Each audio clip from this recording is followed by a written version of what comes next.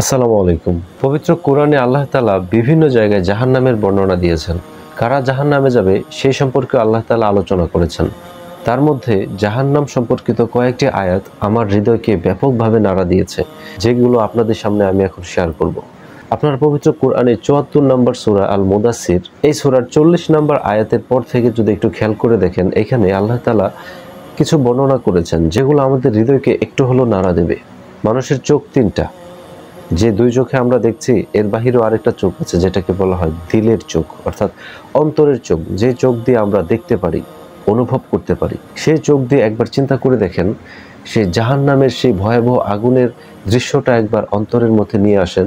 দেখেন এই সূরার মধ্যে ৪০ নম্বর আয়াতে আল্লাহ তাআলা বলছেন যে যারা বাগানে উদ্যানে থাকবে, মানে জান্নাতের মধ্যে থাকবে, তারা জাহান্নামীদেরকে জিজ্ঞেস করবে যে তোমরা কেন এখানে এসেছো, আজকে কিসের কারণে তোমাদেরকে জাহান্নামে নিক্ষেপ করা হয়েছে। তখন জাহান্নামবাসীরা ৪টি কারণ উল্লেখ করবে, যার মধ্যে একটি হচ্ছে যে আমরা নামাজ পড়তাম না, অর্থাৎ আমরা সালাত আদায় করতাম না। আল্লাহ রাসূল সাল্লাল্লাহু আলাইহি সাল্লাম এই সালাত সম্পর্কে অত্যন্ত গুরুত্ব দিয়েছেন, কিন্তু আজকে আমরা এটা কিন্তু পরিপূর্ণভাবে আদায় করি না। এবং তারপরে ২ নম্বর কারণ তারা বলবে যে আমরা ইয়াতীমদের, অভাবগ্রস্তদেরকে খাবার দিতাম না। আজকে আমাদের সামনে অনেকেই কিন্তু হাত পাতে, আমাদের পকেটে টাকা থাকলেও আমরা একটা টাকা তাকে দিই না। আমাদের বাড়ির আশেপাশে এমন অনেক প্রতিবেশী আছে, এমন অনেক ইয়েতিম আছে যারা হয়তো না খেয়ে আছে, কিন্তু আমরা কখনো সেগুলোর খোঁজ করি না। আমরা যদি এমনটাই করি তাহলে আমরাও কিন্তু এই আয়াতের অন্তর্ভুক্ত, আমরাও কিন্তু সেদিন এই জাহান্নামীদের কাতারে পড়তে পারি এবং আফসোস করে এই কথাটাই বলতে পারি যে আমরা মিসকিনদেরকে খাবার দিতাম না।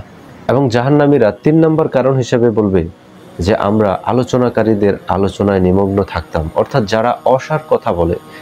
এই যে আজকাল দেখেন চা স্টলে বসে বসে মানুষ কিন্তু বিভিন্ন রকমের আলাপ করে, হাদিস কোরআনের কিছু বোঝে না, অথচ হাদিস কোরআন নিয়ে সেখানে তর্ক বিতর্ক করে। এরকম অসার বাক্য যারা বলে, অযথা তর্ক বিতর্ক করে, অন্যকে নিয়ে অযথা সমালোচনা করে, তাদের কথা তারা শুনতো এবং তাদের সাথে তারাও তর্কে জড়িয়ে যেত। এটা হচ্ছে জাহান্নামীদের ৩ নম্বর কারণ জাহান্নামে যাওয়ার। এবং ৪ নম্বর কারণ হচ্ছে পরকালে বিশ্বাস করতাম না।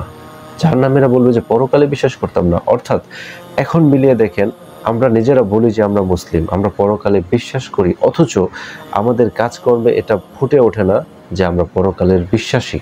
ফুটে উঠলে অবশ্যই আমরা সালাত আদায় করতাম, ইসলাম মেনটেন করে চলতাম। অর্থাৎ প্রিয় ভাইরা, জান্নাতবাসী এবং জাহান্নামবাসীদের এই কথোপকথনটা একবার অ্যানালাইজ করে দেখেন যে আল্লাহ তাআলা আমাদেরকে সতর্ক করছেন, আমরাও তো হয়তো এই জাহান্নামীদের কাতারে পড়তে পারি।